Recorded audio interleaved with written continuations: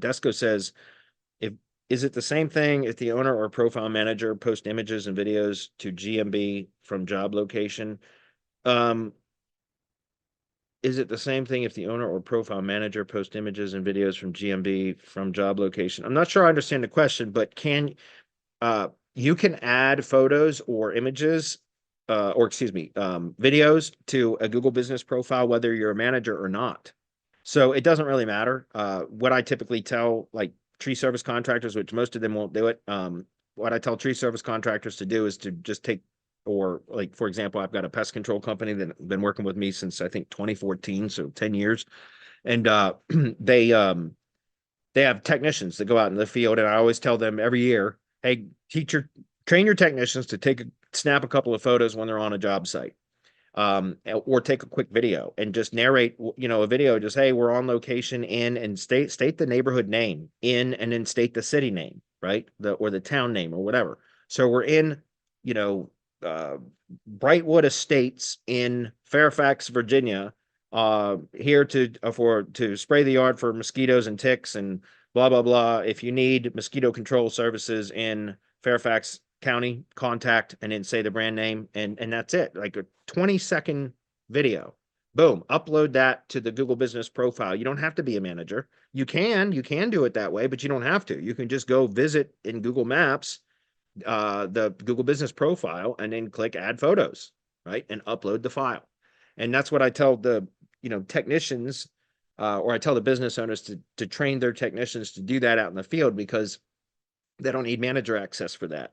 They can just upload them, and it's perfectly fine to do so. They can be managers too, but it doesn't matter. Either way, it's still going to be effective, because what you're doing at that point is adding or posting to the Google Business profile verification signals to Google that that business indeed does provide those services in those areas, those specific areas. And guys, I can't tell you how important that is.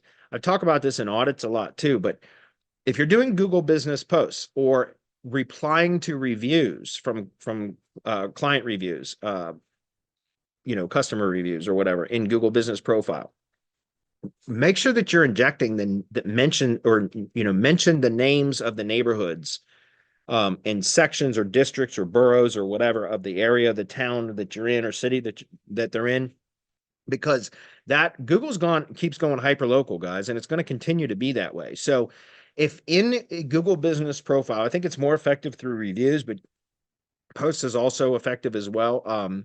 If you talk about things like mention neighborhood names and things like that, or street names, for example, in the actual copy, the text, and or if it's a video, speak it as well. So it's a spoken mention as well.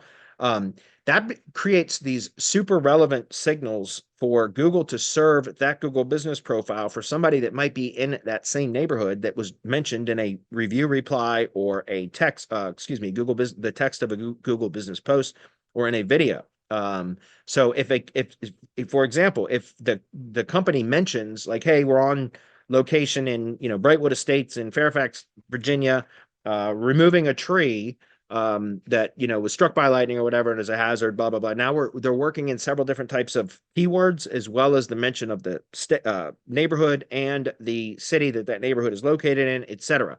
So what happens is, if somebody's in Brightwood Estates, and I don't know if that's really a neighborhood in Fairfax, I just made it up, but if somebody's in Brightwood Estates in Fairfax and they search for tree removal near me or pest control in my area or something like that, and there's only one Google Business profile that explicitly mentions that neighborhood, and Google knows that that's where that searcher is because they're searching from a mobile device or a static IP or something, then it's likely that Google Business profile can be returned, because it has that very explicit mention of that particular neighborhood name, and Google knows where that user is when they're searching the near me type of search query, or in my area, around me, etc.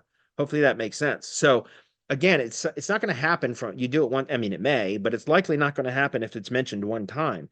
But if you reinforce that data over and over and over again, by mentioning it in text of posts, text of review replies, and also taking screenshots, taking photos from a phone in that neighborhood and just uploading those photos. Those geo signals are there. Videos, again, with the GPS enabled on the phone, if you take a video, it's going to have that metadata embedded in it, all of the location data, as well as if you speak it and mention it in the audio, then that's going to be picked up by Google as well. So those are the types of geo signals that are very, it's almost impossible to fake those signals, at least at scale. And so those are things, though, that can be done by technicians or employees or whatever of the company, especially for service area businesses where that's the most important or most valuable. And so again, guys, that's something that it's not hard to do. It's just hard to get the business owners and their employees to execute routine, like to develop the habit, I should say. It's not hard to do. It's very easy to do. And it once the habit is formed, it's routine. You don't even think about it. It's just hard to get people to do that. But if you can, that is incredibly powerful for local SEO. No kidding. And it's because most people won't do it. So that's why it is so powerful. Eventually, when everybody starts doing it, then it will become less valuable.